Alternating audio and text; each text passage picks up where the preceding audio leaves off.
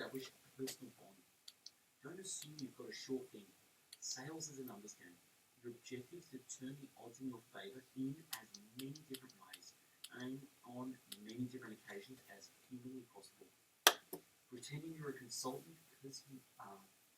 Treat all your sales work as a consultative assignment. The best salespeople are professional problem solvers. If you sell cars, then you should consider yourself in the business of solving transportational problems. The dictionary defines consultant as to sell advice, information, or guidance from. To me, this definition encapsulates exactly the relationship between a qualified prospect and a professional salesperson.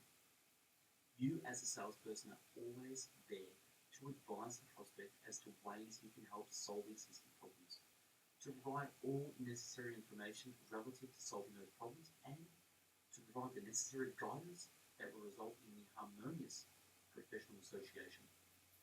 Asking for the next appointment while you're on the first visit. Taking notes during your meeting with your prospects can be one of the most powerful sales tools. Taking notes puts you in a position of authority and control. One of the best ways I know to combat the "here I go again" sensation, and that's a danger for even the very best salesperson, is to produce a customized written plan for your prospect. Listening is the first part of the secret, and identifying the mutually accepted solutions is the second part. You're a doctor. It doesn't matter how many patients you see. This one is the only one you're seeing now. Referrals are the lifeblood of a successful career in sales, and yet salespeople are usually terrified to ask for them. Enthusiasm builds bridges. Talk about yourself without being humble. Talk yourself up. Yes, there is a definite risk here, but in my view, it's a risk worth taking. Try it with your next prospect you see. I advise you to tell the truth to your client. Building bridges. Salespeople are relationship oriented. They build relationships on trust and personal contact, and they live and die on the strength of those relationships. Selling yourself on yourself. Be specific with your goals and your rewards. Perhaps your dream is to own a Lamborghini. Yes, you do need a lunch break. No, you shouldn't work through the things I worry about never happen. Realize how important attitude is in sales work. Time for yourself means making sure you're at the best of you doing others. Your winning edge. Information. Call or write your prospect the day after you visit.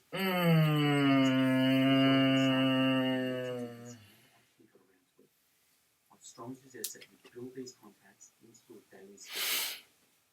Public speaking rates as one of the most commonly shared fears human beings can have.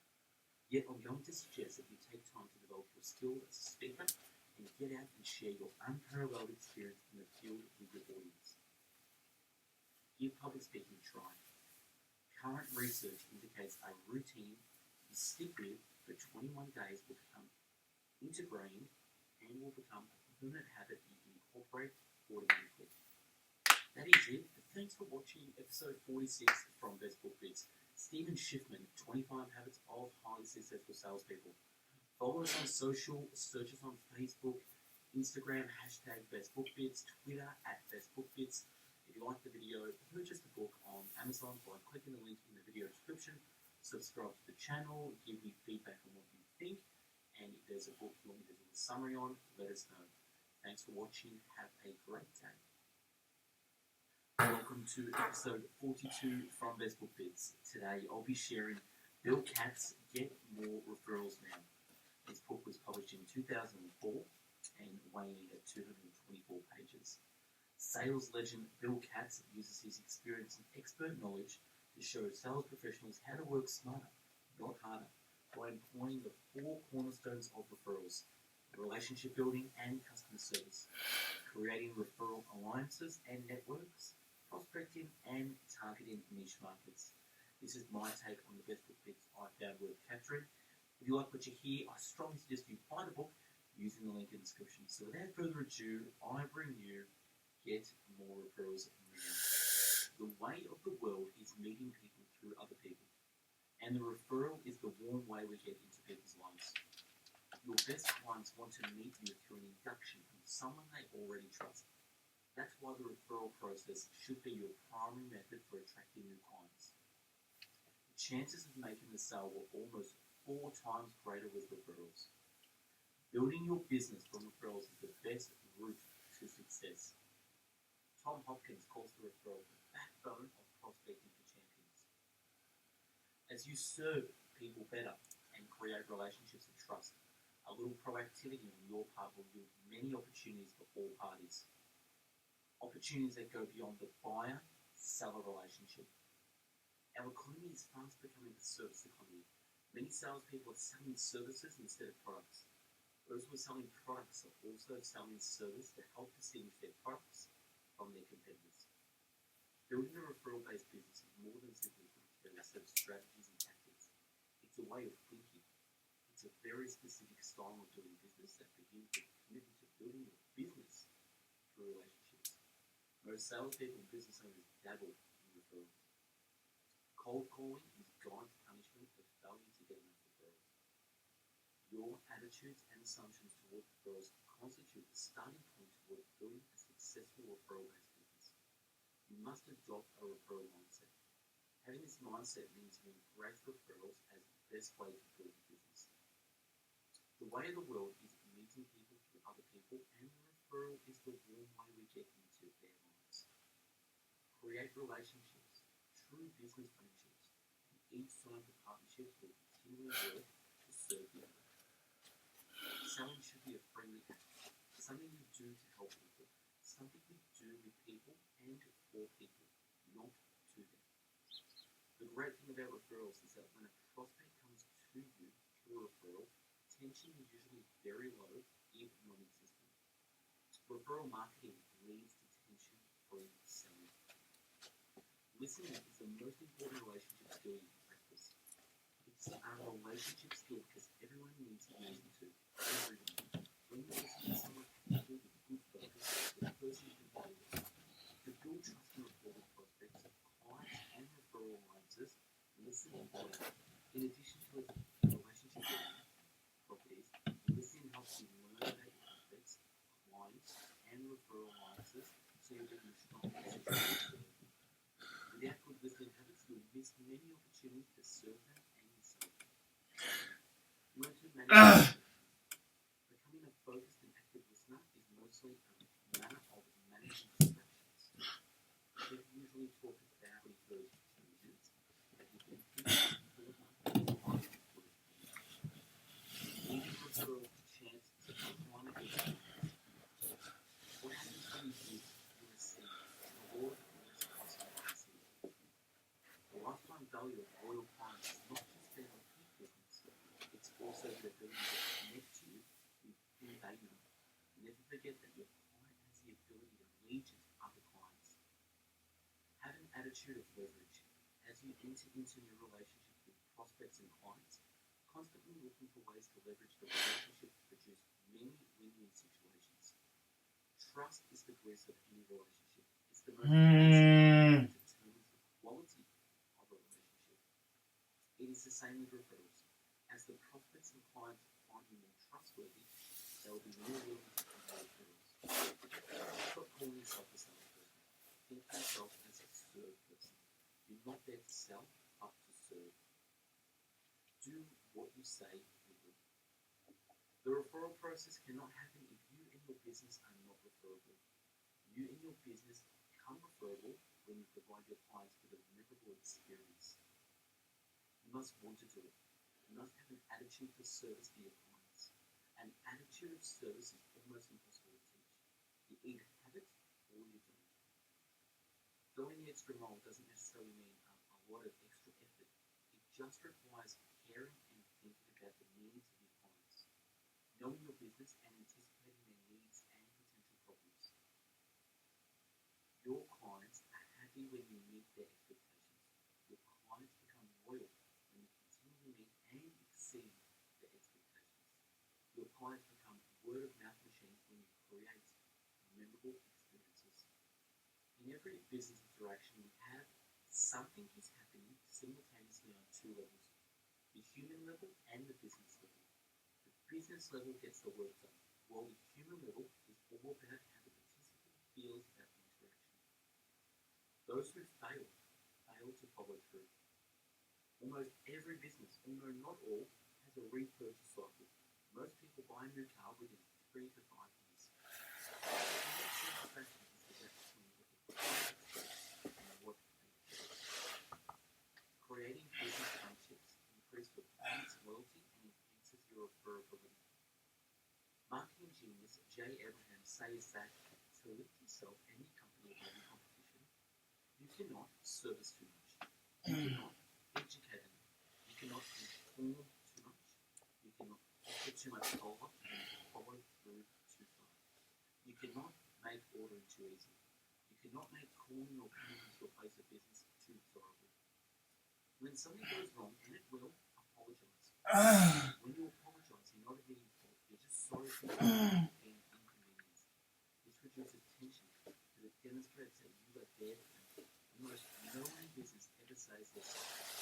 When immediately after you apologize, fix the problem as quickly as possible. A relationship that hasn't been handled well is a stronger relationship than one that's never had a problem. A true friend is someone who walks in when others walk out. Remember, you are your company's client service department. Great movies use foreshadowing. So do great salespeople. Tell your prospects and your clients, I'm never too busy to see if I can help any of your friends, family members, or colleagues. You must ask for referrals at the right time and not a minute before. If you want to truly leverage the lifetime value of your clients, you must continue to stay in contact with them, continue to provide value in any way you can, and continue to ask them for referrals. The 3 keys to asking prospects for referrals are: number 1, serve them before you sell them. Number 2, plant seeds that you are building your business from referrals. 3, when the rapport is good, ask them directly for referrals. Not every sale is finalized during the first or second appointment. In fact, many times the sales process is a long-term one, taking months or even years to become familiar. Certainly during that time you have many opportunities to gain the confidence, trust and respect of your prospect in order to ask for a referral. Not only that, a completed sale to a referred client can strengthen the resolve of the potential buyer who referred you in the first place. Ask questions whose answers end with a person's name. Quantity is great, quality is even better. Our assumptions drive our behaviour. Trouble is, most of the time our assumptions are wrong. Be a serve person first and a salesperson second. When meeting a network prospect for the first time, invest 99.9% of the conversation in asking questions about the person and their business. They want to talk about their business, not yours. Let them. The people who find most interesting are the people who seem most interested in us. Are you waiting to talk or waiting to listen? Those who fail to follow up usually fail. I truly believe that capacity of gratitude grows, our ability to give grows, and givers always make a great connection. Marketing strategy is what gets you to the client's door in the best possible way. Sales strategy is what you do when you're inside. Word of mouth is much easier to create. Create reputation with people saying good things about you behind your back is the most effective way to ensure sustained success. People buy what's familiar. The old story of a young man who joined the military and was stationed overseas for a year. Before he left, he bought 365 postcards. He mailed one to his girlfriend every day for about 10 months. She wrote back regularly. Then her letters stopped. When the young man returned home, he found his girlfriend married to the mailman. People buy what's familiar.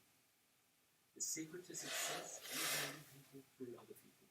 Failing to plan is like planning to fail.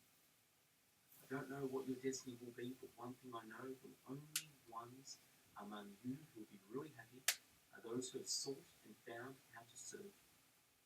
If you don't have an attitude of service, your ability to gain referrals will be severely limited. Zig Ziglar says it this way: you can get anything in life you want if you just help enough other people get what they want. To exceed your client's expectations, you must understand their expectations. You must discover why you got their business, how the other guy I lost their business, what it will take to make them happy, and what it will take to keep them happy. With this knowledge, you can make them say, wow, every time you serve them. Don't run away from problems. When a problem arises, don't even think. Just start there and start working for a solution as best you can. Make it easy for your clients to complain. In fact, encourage it. Remember, relationships that had a problem and handled well is a stronger relationship than one that's never had a problem.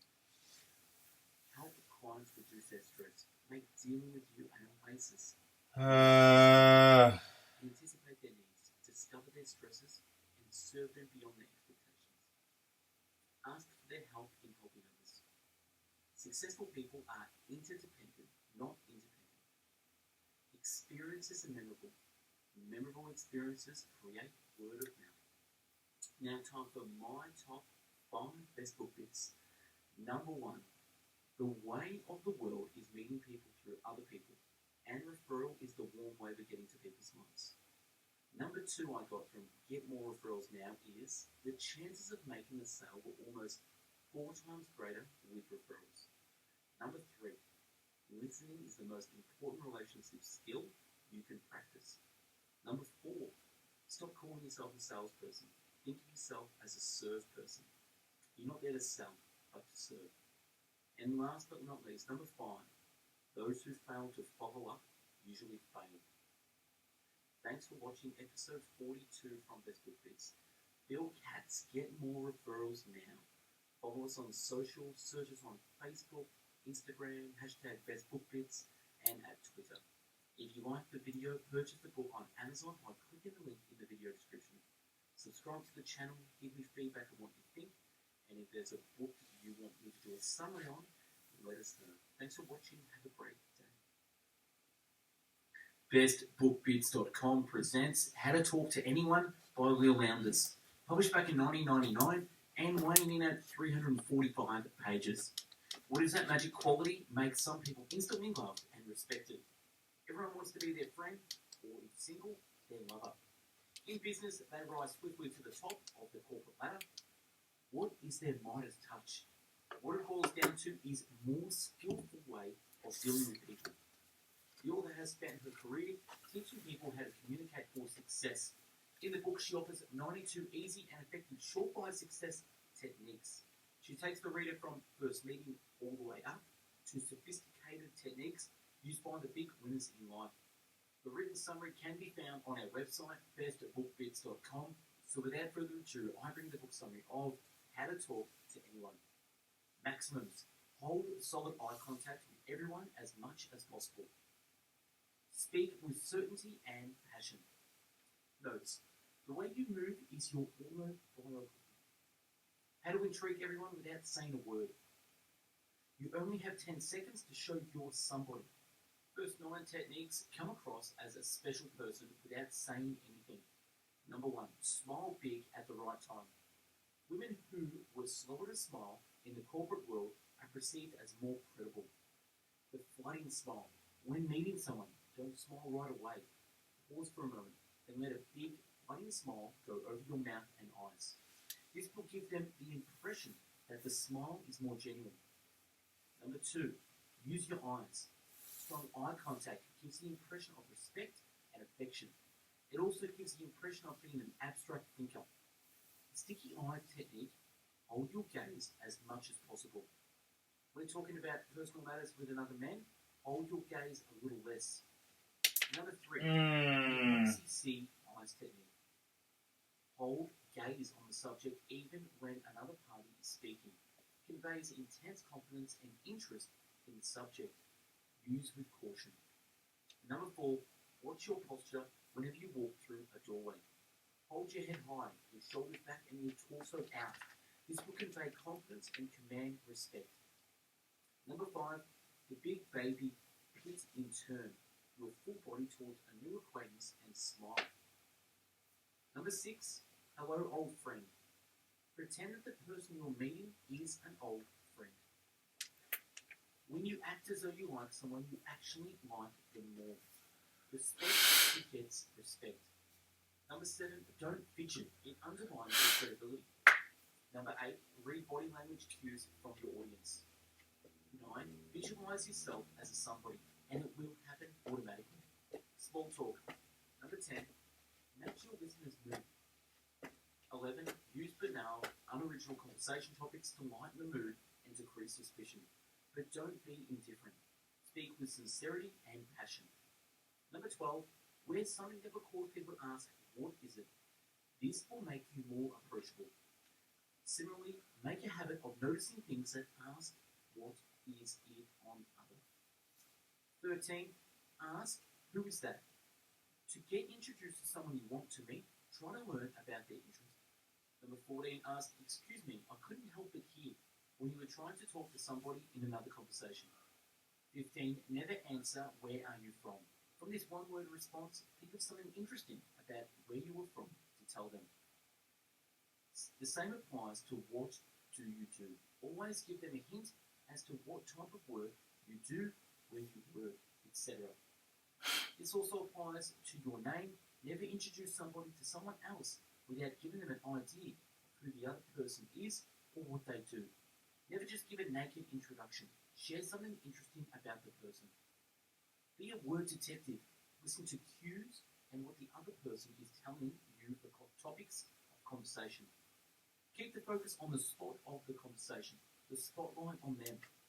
Be a parrot. To keep the conversation going, repeat the last 2-3 words the person told you in an inquisitive way. Ask for an encore. Ask a friend to tell a story to start a good conversation. Accentuate the positives. Tell people something positive about yourself. Leave the embarrassing story behind. The latest news. Always be up on the latest news whenever you are going to a party, meeting, or important conversation. This makes a good conversational fodder. Ask, how do you spend most of your time? Not, what do you do? When answering, what do you do, tell them what you actually do that could benefit them or what they might be interested in. Decide which words in your vocabulary you use too much. Grab a thesaurus and use alternatives. Read the list of alternatives and decide which ones come the most naturally to you. Look up words used too often in the thesaurus and find a richer, fuller synonyms of those words. Using ritual words will make you sound more intelligent and creative.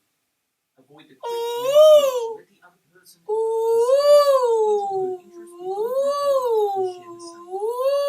Start your sentences with you, i.e., versus that dress looks great.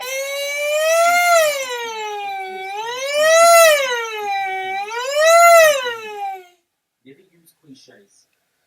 Use catchy phrases. Avoid euphemisms, anatomy, adjectives, etc. Never make a joke at someone else's expense. When you share the same sentiment as your receiver. When someone asks an unwelcome question, respond to them in an objective manner and repeat the same answer if covered. Yeah, bro, and that's why I'm saying, like, you just ask it like that, because I'm, like, serious. Like, why, though? I understand it exactly. If you're really trying to tell me that, like, there's an issue here or something, I don't know, maybe that's just their way of doing things. I don't appreciate it, though. Get you out of your comfort zone that will give you things to talk about when the conversation arises.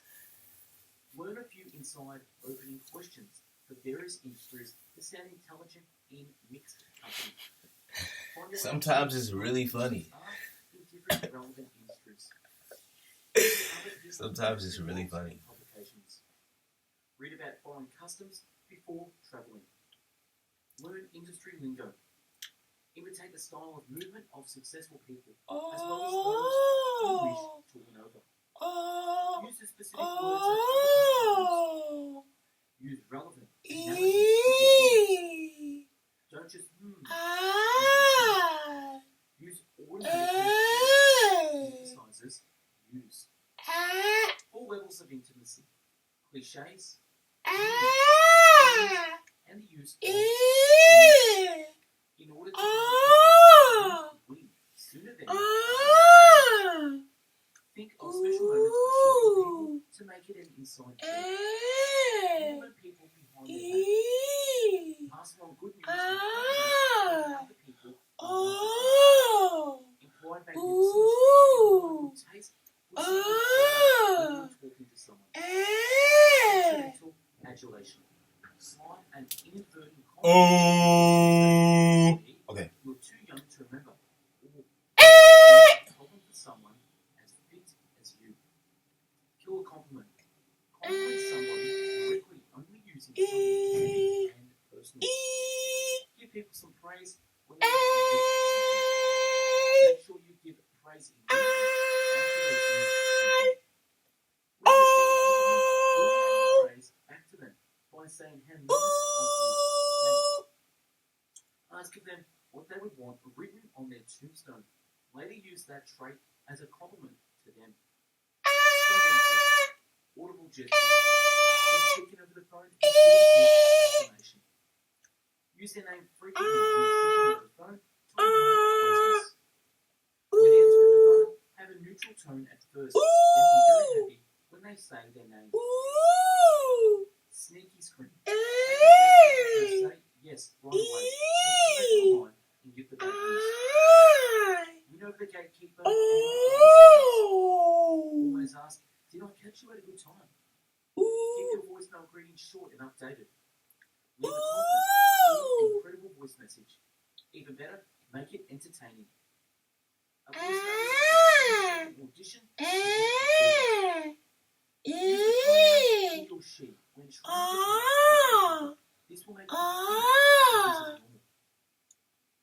If you hear their phone ringing, be sure to let them answer it. Remember, other countries when dealing with people, record conversations, parties. Checklist. Don't eat at the party. More approachable. When you enter a room, pause in the door frame and stand alone. Be the chooser, not the choosy. Choose who you want to talk to at the gathering. When at the gathering, keep an open posture, including open hand, wrists. Stand in a clearing or near a doorway so people will pass by you. Tracking. Keep track of the last conversation you had with the people. Ask them about their recent trip, their kids, their pets, or whatever else you were talking about with them. Make notes after conversations with people to remember their favourite things, upcoming events, and things you talked about with them. Monitor your audience's body language and adapt your delivery and message accordingly. Okay. Other people's bloopers and mistakes. If someone's story gets interrupted, remind them. Okay. Oh! Anything or meeting, always tell the other party what's in it for them. WIIFM. And what's in it for you? WIIFY. When someone asks you else to pull a favour for them, wait at least a day to get in touch with them. Don't cash in on favour reciprocity right away. Avoid hard negotiating or negative business talk at parties. And during chance encounters. When someone has something urgent to say, let them empty their tank before you jump in. Echo the emotion of someone who is upset. Avoid using facts. If you break someone else's thing, replace it immediately, ideally with something nicer. If you catch someone let them save face. Send a nice email about an employee to their boss to get good service. Be the first one to clap for or congratulate someone. Pay attention to the scorecard between you and the other people and don't overstep your bounds. And that's a wrap on How to Talk to Anyone by Leah Lounders. Subscribe to the channel and take a look at hundreds of book summaries uploaded previously. To find hundreds of written summaries, check out our website, firstbookbits.com, and for hundreds of audio podcast summaries, find us on mixcloud.com/firstbookbits. Like and share if you got something from this summary, and comment on what one thing that stood out for you. Thanks for watching, and have yourself an amazing day. BestBookBits.com presents Getting to Yes, negotiating an agreement without giving Roger Fisher and William Ury. Published back in 1981 and weighing in at 224 pages. Since its original publication nearly 30 years ago, Getting to Yes has helped millions of people learn a better way to negotiate. One of the primary business texts of the modern era, it is based on the work of the Harvard Negotiation Project, a group that deals with all levels of negotiation, and conflict resolution. Getting to yes offers a proven step-by-step strategy for coming to mutually acceptable agreements in every sort of conflict. Thoroughly updated and revised, it offers readers a straightforward, universally applicable method for negotiating personal and professional disputes without getting angry or getting Oh, a hi. written summary can be found on our website, bestbookbits.com. So without further ado, I bring the book summary of Getting to Yes Lessons. The method of principled negotiation developed at the Harvard Negotiation Project is to decide issues on their merits rather than through a haggling process focused on what each side says it will and won't do. It suggests you look for mutual gains whenever possible, and where your interests conflict, you should insist that the result be based on some fair standards, independent of the will of either side. The problem. Any method of negotiation should be judged by three criteria. It should produce a wise agreement if agreement is possible, it should be efficient, and it should improve or at least not damage the relationship between the parties. The more you clarify your position and defend it against attack, the more committed you become to it. Arguing over positions is inefficient. Arguing over positions endangers an ongoing relationship. When there are many parties, positional bargaining is even worse.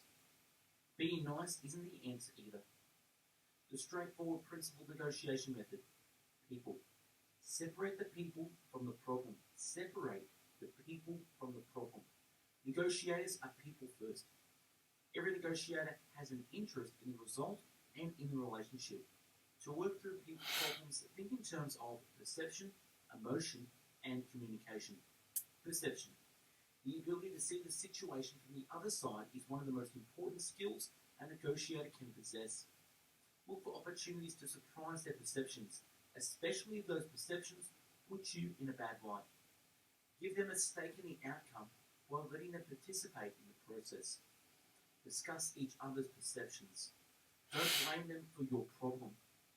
Make your proposal consistent with their values and let them save face.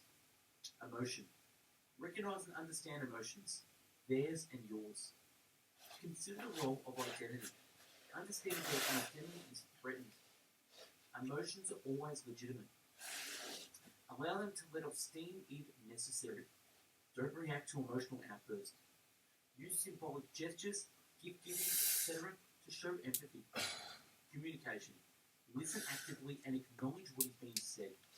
Speak to be understood. Talk to every side of the disagreement. Speak about yourself, not about them. Don't superimpose your impressions on them. Speak for a purpose. Don't waste breath. Prevention is the best method. Build a strong working relationship. Be friends outside of negotiation. Face the problem, not the people. Don't view the other side as adversaries. Interest. Focus on interest, not positions. For a wise solution, reconcile interest, not positions. Interest define what the problem is. Your positions are something that you have decided upon. Your interests are what caused you to decide. How do you identify interest? Ask why. Put yourself in their shoes and try to figure out how they arrived at their positions. Ask why not. What interest of theirs stands in the way of your decision? Why do they not want what you want? Realize that both sides have multiple interests. Most powerful interests are basic human needs. Maslow's pyramid. Talking about interest. If you want the other side to consider your interest, you must explain what those interests are. Acknowledge these interests and that you understand them. Put the problem before your answer. Give your interest and reasoning first and your conclusions or proposals later. Look forward, not back. Sometimes we argue for no reason. Be hard on the problem, but soft on the people.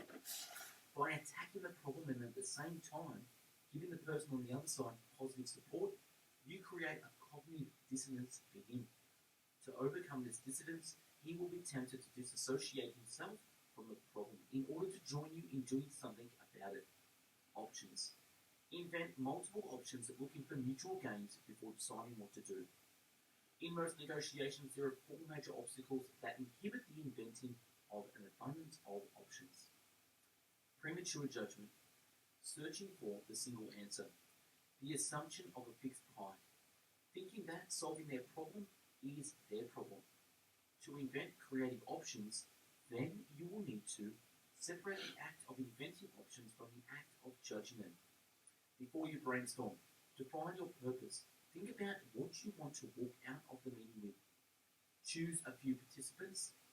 Change the environment. Design an informal atmosphere. Choose a facilitator, someone who can keep the meeting on track. Make sure everyone can speak. Enforce ground rules and stimulate discussion. During brainstorming, sit everyone side by side facing the problem. Clarify the ground rules and outlaw criticism of any kind. Brainstorm. Record your ideas in full view. After brainstorming, star the most promising idea, relax the no criticism rule, and begin winnowing out the most promising ideas. Invent improvements for promising ideas. Make it as attractive as you can. Set up a time to evaluate ideas and decide. Brainstorm with the other side too. Broaden the options on the table rather than look for a single answer. Search for mutual gains. Identify shared interest. Shared interests are latent in every negotiation. Shared interest opportunities, not godsends. You have to make something out of them. Stressing your shared interest can make the negotiation smoother and more amicable. Dovetail a differing interest, different beliefs, different values based on time, different forecasts, differences in aversion to risk. Look for items that are low cost to you and high benefit to them, and vice versa. Invent ways of making the decision easy. It is usually easier to refrain from doing something not being done than to stop action already. It is easier to cease doing something than to undertake an entirely new course of action. Few things facilitate a decision as much as precedent. Criteria. Insist that the result be based on some objective standard. Deciding on the basis of will is costly. Use objective criteria instead. Principled negotiation produces wise agreements amicably and effectively. Developing objective criteria. Develop fair standards for evaluation. Use fair procedures for resolving the conflicting issues. Negotiating with objective criteria. Frame each issue as a search for objective criteria. Ask for the theory behind positions. Ask for the theory behind positions headed to arrive at that price. Agree on principles first. Reason and be open to reasons as to which standards are most appropriate and how they should be applied. Never yield to pressure, only to principle. Never yield to pressure, only to principle. Best alternative to a negotiated agreement. The cost of using a bottom line. It keeps you from being more inventive with solutions. It can sometimes prevent you from making an advantageous decision. Know your BTANA. If you can't sell your house, that will be rented. Tear it down and sell the lot. Keep it on the market indefinitely. Formulate a tripwire to activate your best alternative to a negotiated agreement. Develop your best alternative to a negotiated agreement. Invent a list of actions you might take if no agreement is reached. Improve some of the more promising ideas and convert them into practical alternatives. Select tentatively the one idea that seems best. Always consider the other side's best alternative to a negotiated agreement. Negotiation jiu-jitsu for when they won't debate. How do you prevent the cycle of action and reaction? Don't push back. Avoid pitting your strength against them directly. Instead, use your skill to develop a side and turn their strength. Do not attack their position. Look behind it. Assume every position is a genuine attempt to address the basic concerns of both sides. Seek out and discuss the principles underlying their position. Discuss what would happen if one of their positions were accepted. Sometimes framing it in this way can show its weakness. Don't defend your ideas, invent criticism and advice. Ask them what's wrong with your idea. Ask them for their advice or what they would do in your situation. Recast an attack on you as an attack on the problem. If they attack you personally, resist the temptation to defend yourself or to attack back. Let them let off steam. Ask questions and pause. Use questions instead of statements. What if they deception? Only facts. Make the negotiation process independent of trust. Verify factual assertions as you go. Ambiguous authority. Ask just how much authority they have on this matter. Dubious intentions. Pretending to be in support of one thing to convince you of another. Psychological warfare. Stressful situations. If you find the situation prejudicial, say so and try to change it. Personal attacks. If you're being personally attacked, bring it up explicitly. Good guy, bad guy routine. Threats. Good negotiators do not resort to threats. Warnings are much more legitimate, so long as they are backed by the reality of the situation. Positional pressure tactics. Refusal to negotiate. Recognize this as a possible ploy to get some concession from you. Talk about the refusal to negotiate, why they do not want to. Insist on using principles. Extreme demands. Ask for principle justification of that stance to show them how ridiculous it is. Escalating demands. Call it to their attention and stop negotiations for a bit. Insist on principles to make it more serious. Locking tactic. One side entirely locks in their position. Ignore the locking. Talk about the principles and let them back down and save face. Take it or leave it. Ignore it and then draw attention to it as a problem. And last, don't be a victim. That's a wrap on Getting to Yes by Roger Fisher and William Ury. Subscribe to our channel and take a look at the hundreds of book summaries uploaded previously. To find hundreds of written summaries, check out our website, bestbookbits.com. And for hundreds of audio podcast summaries, find us on mixcloud.com/bestbookbits. Like and share if you got something from this summary, and comment on what one thing stood out for you. Thanks for watching, and have yourself an amazing day. BestBookBits.com presents Be Obsessed or Be Average by Grant Cardone, published in 2016. We're in the middle of an epidemic of average, so-called normal people who get up every day, go to work, do what's asked of them, live promptly at 5, and return home to the couch and watch TV. Society tells us that this is what it means to lead a balanced life. Don't stress too much or work too hard. Your career isn't everything. But Grant Cardone thinks his preoccupation with balance has really just given us an excuse to be mediocre. If you want real success, you have to be obsessed. You have to be hungry and hyper-focused and insatiable, and not listen to the naysayers who tell you to turn it down. You also have to know how to harness that obsession so that you can use it to your advantage. Some of his maxims: criticism is easily avoided by saying nothing, doing nothing, and being nothing. Never fear the haters, fear the weak who listen to them. The written summary can be found on our website, bestbookbits.com. So without further ado, I bring the book summary of Be Obsessed or Be Average. At 25 years old, Grant Cardone was headed for death. He had no money, was barely keeping his job, and his severe drug habit had gotten him beat to within an inch of his life. When he enrolled in the rehabilitation program, his counsellor advised him to give up on his dreams of making it big and concentrate only on living a drug-free life. But Cardone said no. He said no to not settling for just making it. He said no to giving up on obsessing about his dreams and making it big. Instead, he decided to refocus his obsession on something worthy. He went back to his job at the car dealership and threw himself into sales. 3 years later, Cardone was in the top 1% of salespeople in the entire auto industry. And he was obsessed with going bigger. Today, Cardone is one of the most famous motivational speakers in America and has no plans to stop growing his brand until 7 billion people know his name.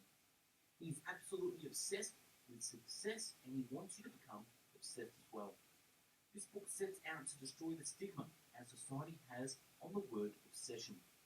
The Cardone, obsession. And smaller lies just lead to bigger lies. Smaller lies just lead to bigger lies. How to figure out your purpose and align it with your obsessions and goals. How to take control over every sector of your life and make every action part of achieving your goals.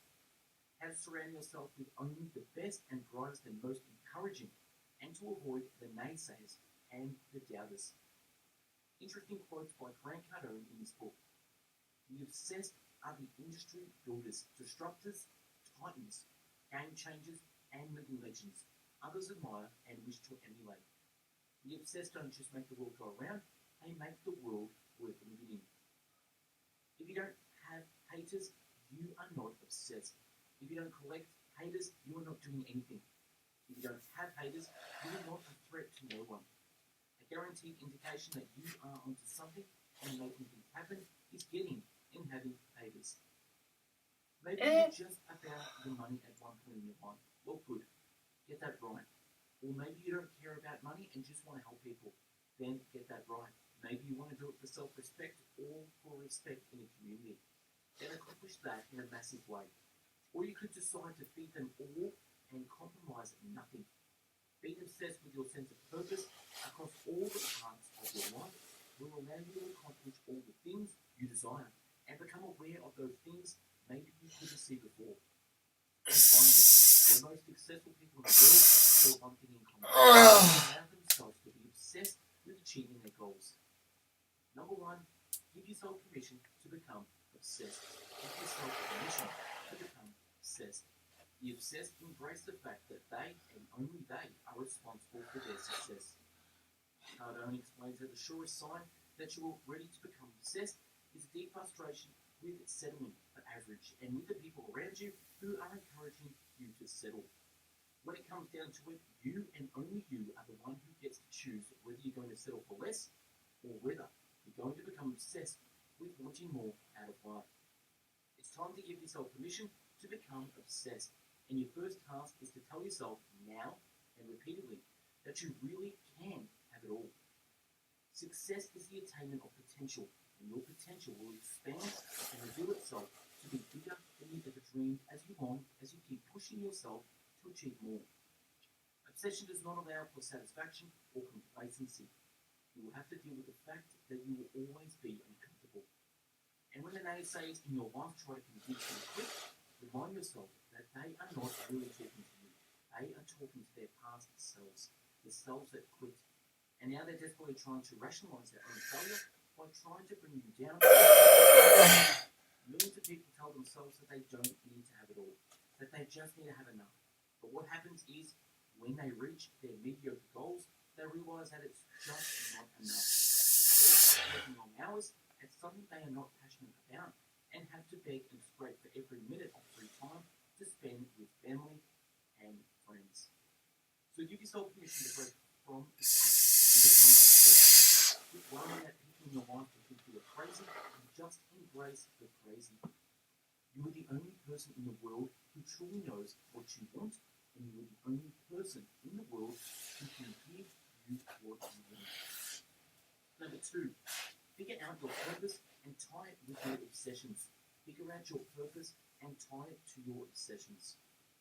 Once you know what your purpose is, at this time, you can stop your little acts of denial and self-sabotage that are keeping you from going forward. How do you figure out what is worth being obsessed with? Not every task you will have to perform is going to be right up your alley. Becoming massively successful involves massive amounts of hard work and struggle. In order to identify the obsessions that are worth your time, you first have to find your purpose. Finding your purpose involves asking yourself several specific questions and answering them honestly. Here are some of the most powerful questions Grant recommends you answer for yourself, ideally inside of a journal or your note-taking device of choice. What excites me right now? What do I want to do that causes me to forget to eat? What am I willing to do for nobody? What can I do better than anyone? What do I want to be remembered for? The answers to these questions will give you the answers about which obsessions are worth your time and which you can give up. Also keep in mind that these exercises are certainly not meant to be done once and forgotten. You must constantly be redefining who you are and what you want based on how you grow and change as a person. Cardone describes this as rebooting your operating system. One of the ways he suggests to refresh your obsessions is to make a daily practice of writing down your goals. Make your goals enormous. Goals that everyone else will call unattainable. If you have a dream, dream big. And number 3, feed your obsessions and starve your doubts. Feed your obsessions and starve your doubts. Stay focused on what allows you and your business to grow and invest no time, energy, or resources into those things and people that don't. If you don't feed what Cardone describes as your beast, your obsessions will falter, your goals will fester, and you will lose all sense of your purpose. This means waking up every day ready to set higher goals, do more, and surround yourself with people who are doing the same thing. Banish words like impossible from your vocabulary. Integrate your goals into every moment of your life. Eat, sleep, and breathe them. That is what it means to be truly obsessed. Keep your eyes locked on the future rather than dwelling on mistakes and disappointments of the past. When he was starting out, Cardone set himself a goal of buying 20 apartments. Today, he owns almost 5,000 units that are worth $400 million. Now he sets himself a goal on owning 40,000 living units with a $4 billion real estate fund. He already achieved what most people would call impossible. So now he chooses to reach the impossible yet again. Feed your beast by constantly learning about your industry. Feed your economic beast by getting your money right and then putting it to work for you in investments. And finally, feed your social beasts by surrounding yourself with the most successful and the most encouraging people. The alternative is to let the naysayers and doubters into your life. Doubt is the killer of dreams. It sabotages your goals. Everywhere you go, you will encounter doubt. And you will encounter people who make themselves feel better by making you doubt. Never take advice from a doubter. Only take advice from people who are as successful as you want to be. Bring your friends and family on board by letting them know that you have given yourself permission to be obsessed and that you will not tolerate their doubt in your life. Oftentimes, the people who love you the most will be your biggest naysayers because they don't want to see you get hurt. So you have to let them know that you are prepared to go all in, despite the risks, and they can either encourage you or get out of your way. And number 4, dominate every sector of your life. They can't dominate your life or business. Hell, you can't even create a corporate or family culture unless you dominate your own mindset.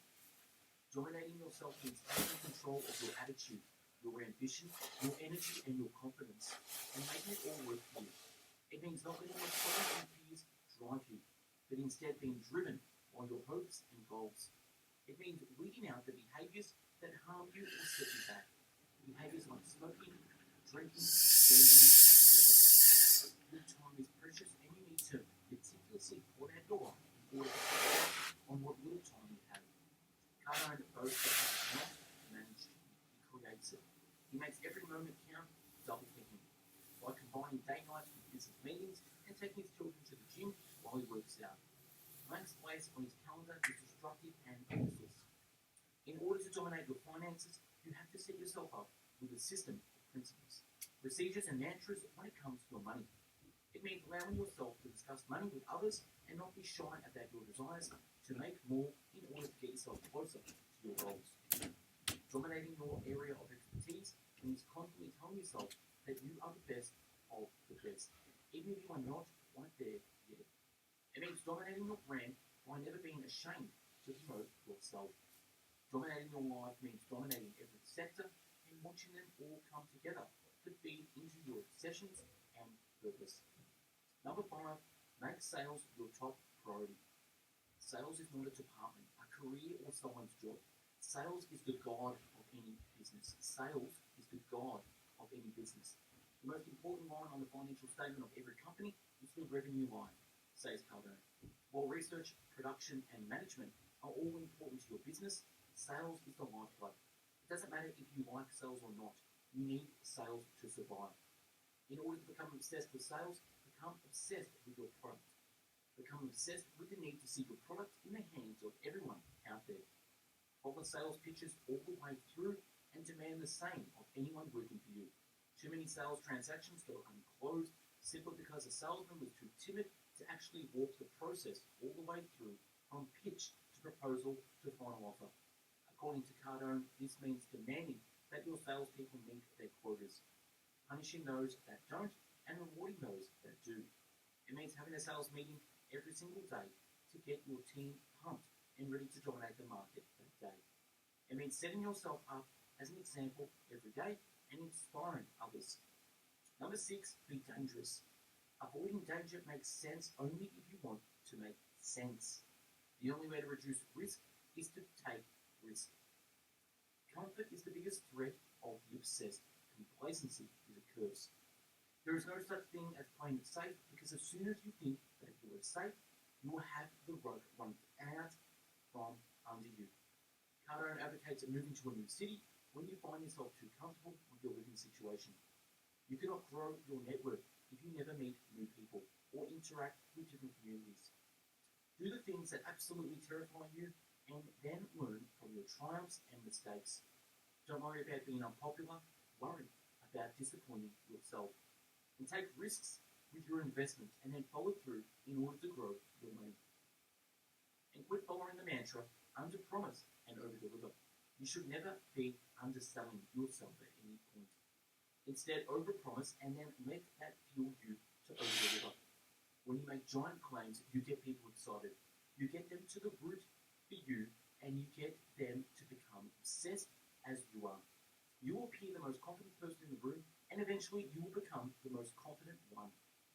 Number 7, hire the best and get them obsessed. If you're doing great things, other people who want to do great things will find you and want to work with you. You cannot be the best if you do not surround yourself with the best. You cannot maintain obsession unless the people you work with share in your obsession. And your business will not thrive if your employees are not willing to do anything to see that business succeed. This means opening the doors of your business to strangers, and that is a scary thing. Many business owners refuse to let anyone work for them because they don't believe anyone can do the work better than them. And their business owners burn out and drop out. The truth is that businesses are made out of people, and you need more voices to contribute to your cause. This doesn't mean you should settle for anything less than your best. And that means that hiring the process is occasionally going to be a nightmare. You have to go through massive amounts of people to find the right you. Luckily, if your business is thriving and you are demonstrative about your obsession, you will often draw the right people to you. Always be on the lookout for new employees, even when you don't currently have open positions. Know exactly what you are looking for, compose a list of the qualities of your ideal employee, and use it to evaluate everyone you meet. Then, when you have your team, pump them up. Reward excellent performance. Hold staff meetings every day, and constantly enforce the company culture you want to see. Don't feel ashamed of wanting your office to reflect your beliefs and attitudes. Build a culture you know is nurturing and watch your team mold themselves into it. Number 8, take control. Every day, you and I are given the opportunity to grab the reins and ride the beast to control our own environment. Cardone is absolutely 100% unapologetic of being a control freak, and he doesn't want you to apologize either. People who dislike control are people who have either never had it or have missed it in the past. Control is not always the same as leadership. When things go wrong, a leader might bear the consequences, but the person in control gets the answers. Exerting control takes courage and confidence. You have to believe that you are worthy of that control and know in your heart that you are wielding it with integrity and purpose. If you refuse to take control, you will allow yourself to be controlled. If you refuse to take control, you will allow yourself to be controlled. Someone is always going to have control, so might as well make it yourself. People refuse control because they fear the responsibility it brings. They would rather have someone else to blame if things go wrong.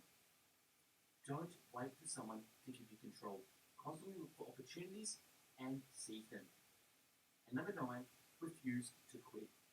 The difference between success and failure is staying in the game when others throw in the towel. You are not going to achieve massive success the first time around. This is pretty much a guaranteed fact of life, and almost everyone who is massively successful has stories about times they failed and times they thought about quitting. Walt Disney, Lady Gaga, Bill Gates, Oprah Winfrey, and thousands more were rejected and discouraged again and again. But they didn't quit. If they had, we wouldn't know their names. We don't know the name of quitters because they fade into obscurity. Quitting is the only surefire way to failure.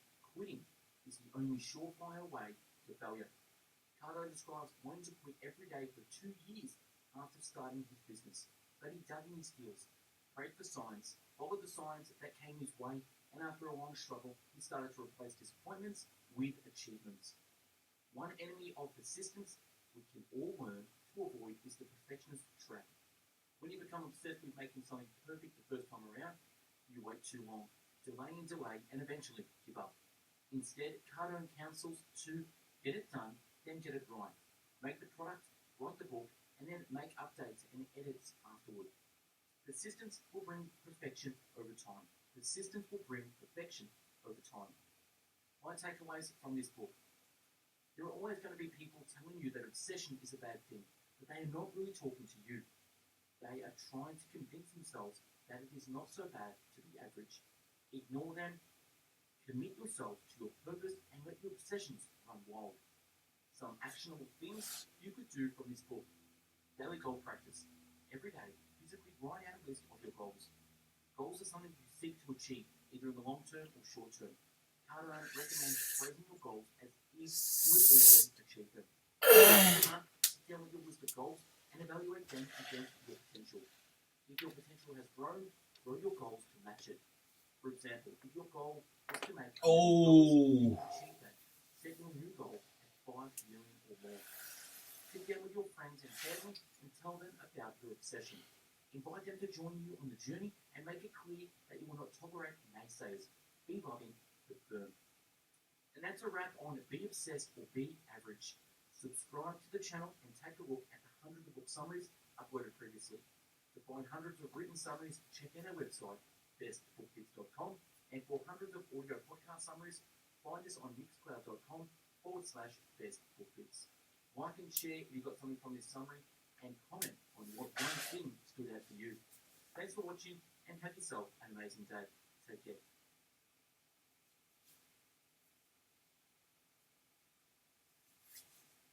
BestBookBits.com presents The Closer Survival Guide by Grant Cardone, the most powerful arsenal of closers ever.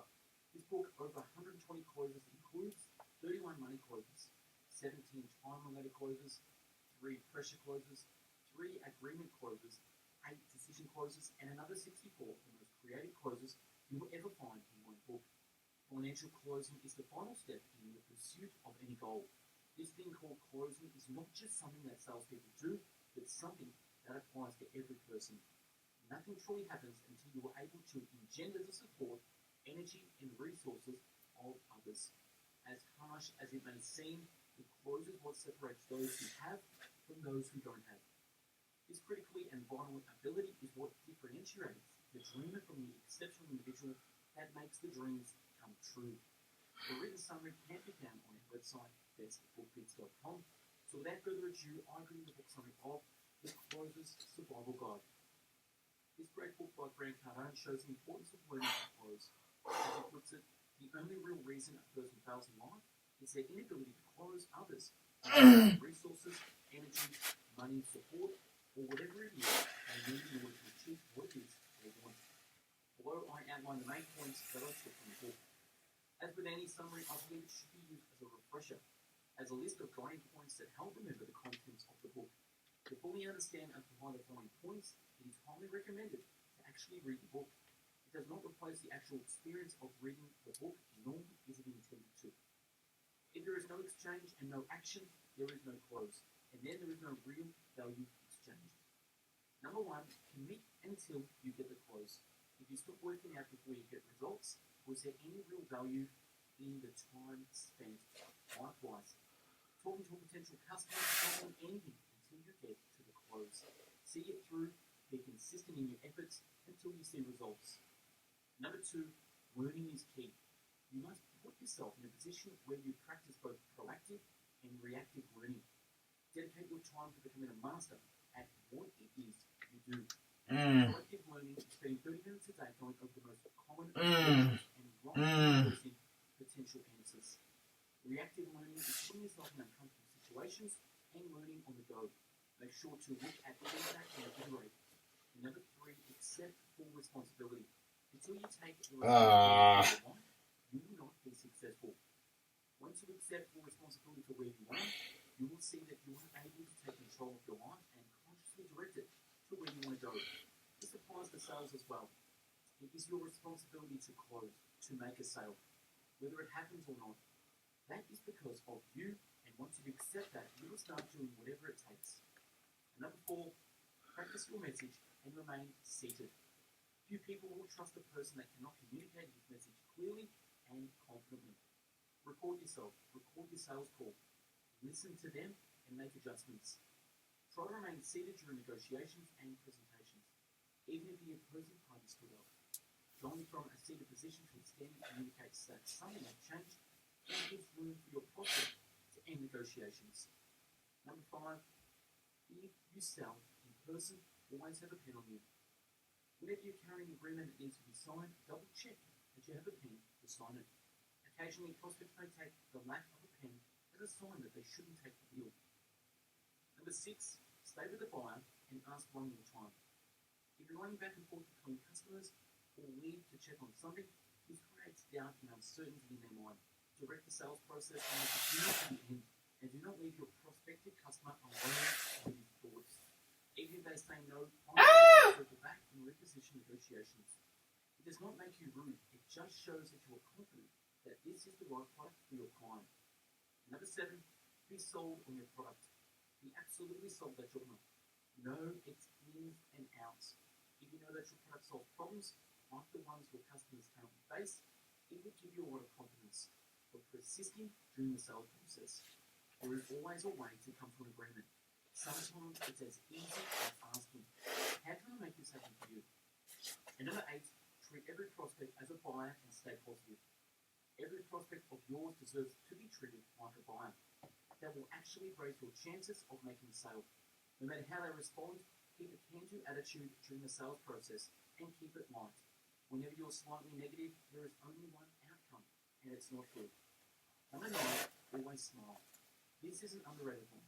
It does not only communicate positive emotion and comfort to your prospect, it also changes the state of your mind. Agree with a smile, negotiate with a smile, disagree, overcome objections, and most of all, close with a smile. Most successful people smile all the time. That's what's made them successful. $1 million tip, smile. And that's a wrap on the Closer Survival Guide. Subscribe to our channel and take a look at the hundreds of summaries uploaded previously. To find hundreds of written summaries, check out our website, bestbooktips.com, and for hundreds of audio podcast summaries, on mixcloud.com/bestbooktips. If you like reading and want to get involved in sharing knowledge and spreading great book summaries, connect with myself by emailing us at info@bestbooktips.com. Thanks for watching and listening, and have yourself an amazing day. Take care.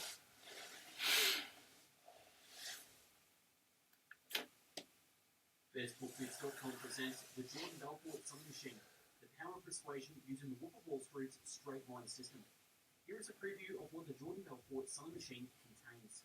A look into Belfort's background. Chapter 1, Basic Rules of the Straight Line Persuasion System. Chapter 2, The Power of the Mind and the Setting of Goals. Chapter 3, The Prospects. Learn how to swiftly identify customers using Jordan Belfort's method. In Chapter 4, Calculating sales and projected performance, how to unlock your dream lifestyle. And Chapter 5, the process of persuading, how to put it together, and much, much more. The written and audio summary can be found on our website, bestbooktips.com. So without further ado, I bring the book summary of the Jordan Belfort Selling Machine. Number 1, 3 tenets of the straight line persuasion. Persuading is helping people to overcome the internal obstacles that prevent them from taking action. Jordan Belfort says that the key to selling is to maintain control of the interaction, and that's why he's coined the term straight line. You want to lead the prospect straight to the sale. These are the 3 tenets of Jordan Belfort's straight line persuasion. Number 1, develop rapport quickly. Number 2, gather intelligence. Do they have the money? Is the product a good fit? Are they ready to go? And number 3, control the interaction. Controlling the interaction means that without breaking rapport or pushing, you gently nudge the prospect back towards the straight line to towards the sale. Number 2, art of prospecting. Prospecting means finding people who are interested while at the same time you're weeding out those who aren't going to buy without wasting any of your time. Qualify as quickly as possible while still keeping rapport and use a script similar to the advice of other sales beats such as Brian Tracy. Bellford recommends you work backwards the amount of money you want to make yearly until the amount of reach out you need to do daily. The 3 keys here are: number 1, be enthusiastic as hell. Number 2, sharp as a tact. And number 3, a figure. Number 3, mastering tonality. This is where Threadline persuasion starts hitting its strides. Bellford begins with my favourite part of the course, reading the script and breaking down what works and what doesn't. He focuses on tonality. Here, and as you can imagine, it cannot be properly explained in text. Bellford says that tonality develops rapport at an unconscious level. Take, for example, the script. Hi, John, I'm calling from Global Capital in Tampa, Florida. How's it going today? When you raise your voice in Florida, you show pride of your job and conviction. Great. Now, if you recall, you attended the seminar last Friday at the Marriott Hotel with one of our top Forex traders, James Arnold. Does that ring a bell? Go up at the end of each block as if you were adding right and agreeing with him. You will build an unconscious yes ladder. When you slowly raise your voice at ring a bell, it communicates you expect them to remember. Now, if you recall, use a tone of mystery. And now, if you recall, which you achieve by stressing the current portion in your call and going slightly up as if you were asking them a question. Squint your eyes so that your body language naturally supports your tonality. The tone of mystery will nudge them into searching into their minds of their experience. Genius. Okay, great. Now the reason for the call today. Help you listen. It sounds like you're sharing an insider secret and an almost scarcity. Read influence by C. Maldini for more on scarcity. Is that you're one of the last of the group who hasn't actually enrolled yet. Put one of the last of the groups all together and sound sharp like a tact. I'd like to share an idea with you. You've got a minute? Go up at you got a minute. The sound what Alfred calls the reasonable man effect. Number 4, being a visionary. People won't buy into your goals, but they will buy into your vision. This is why Belfort also mentions it's important that you find your why. In this module, Belfort why coaching and demonstrates the ability to more theoretical knowledge of sales, human psychology, and body language. Some good wisdom I enjoy. Dress for success. No goatees or pinky rings. Stand directly in front when talking to a woman. Stand at an angle when speaking to a man. For more on body language, read the definite book on body language, the light switch, and what everybody is saying. Number 5, in a game of sales. In this module, Belfort delves into the personal mindsets and beliefs that makes a successful salesperson or successful person, period. He talks, for example, about the importance of mastering your emotional states, facing your fears, and setting lofty goals. Also read The Magic of Thinking Big. Number 6, the straight line system. The Jordan Belfort goes back into the actual selling process. He explains the 3 tenets of closing, such as the elements that need to line up in the moment of time when your prospect is ready to buy. Number 1, they love your product. Number 2, they trust and connect with you. And number 3, trust your company. The more personal the questions are, the more you should make them sound offhanded and informal. For example, out of curiosity, what are you trading right now? If he talks a lot, don't interrupt, but don't go off tangent with chit-chat and unrelated topic. Emphasize, make a comment, and then go back to the straight line. You're a busy professional. Respect his and your time. Number 7, the art of qualifying. Straight line persuasion goes back here into my favourite part. Going through the straight line scripts with live coaching. Here are a few examples. How much money do you have in the stock market? Just the ballpark. Whenever you ask someone about money, always go into a disarming tone. Imagine you're putting your hands in front of you in your open palms, as if to say, no pressure, just a ballpark. This part was possibly the most awesome event for me. Huge learning for me. Are you looking for that right now, or do you have to raise your hand? Another gem you can't with the above one. The volunteer got the tonality completely wrong at first and blush I totally missed it. Then Jordan Belfort gives the same line and explains the difference. Since this is a very important question, you have to deliver it actually with information. Let's say, We know it is. No big deal. Just tell me. Maybe I can help you. For purposes, how would you say your current financial situation is right now? With this one, you communicate rapport and that your questions can adjust to suitability purpose. Otherwise, you two could have a friendly chat with you. Number 8, the presentation. In this section, you'll develop your the actual presentation of your offer. It explains the perfect tonalities to communicate. Scarcity, certainty, disarming. The ones I like most, how to box people in with the integrity. Create urgency in the last part of the script and use a soft close, such as sounds fair enough. How to emotionally drive the prospect towards a state of certainty. Handling rejections with looping. And number 9, the power of language. Straight line persuasion delves here into the nitty-gritty of language and the words choices. Here are some gems. Virtually gives you free rein to make as many bold claims as you want without committing 100% or lying.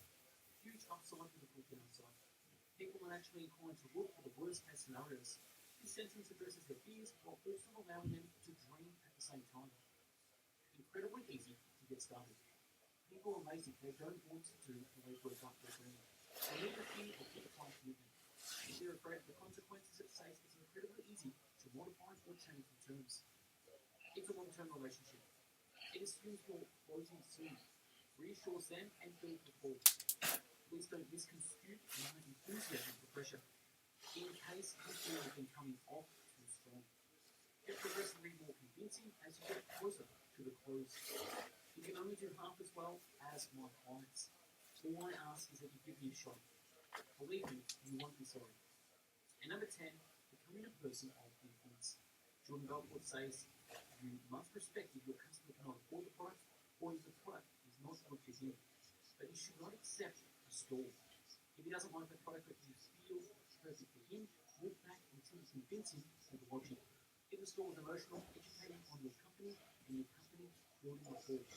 Finally, Belfort reinstates again the importance of building relationships based on honesty and trust. And that's a wrap on Jordan Belfort, Sewing Machine. Subscribe to our channel and take a look at the 100 summaries uploaded previously. For 100 written summaries, check out our website, bestbookbits.com, and for hundreds of audio podcasts on mixcloud.com/bestbookbits. If you like reading and want to get involved in sharing knowledge and spreading great book summaries, connect with myself and join the team by emailing info@bestbookbits.com to join us. Thanks for watching and listening, and have yourself an amazing day. Take care.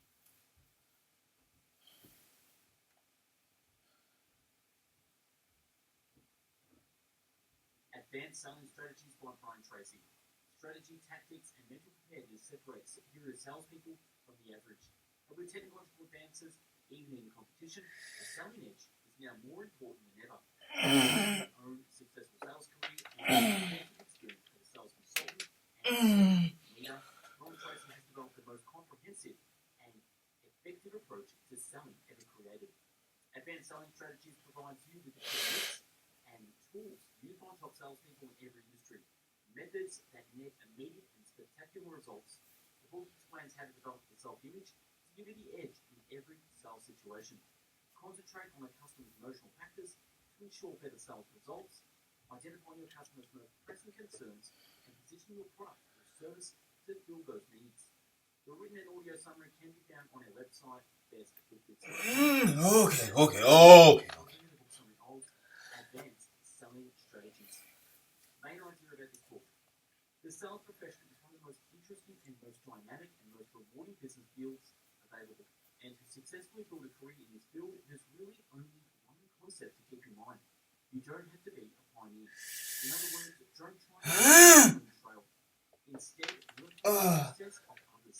Study the techniques which have worked for other people in other settings and in other products and services.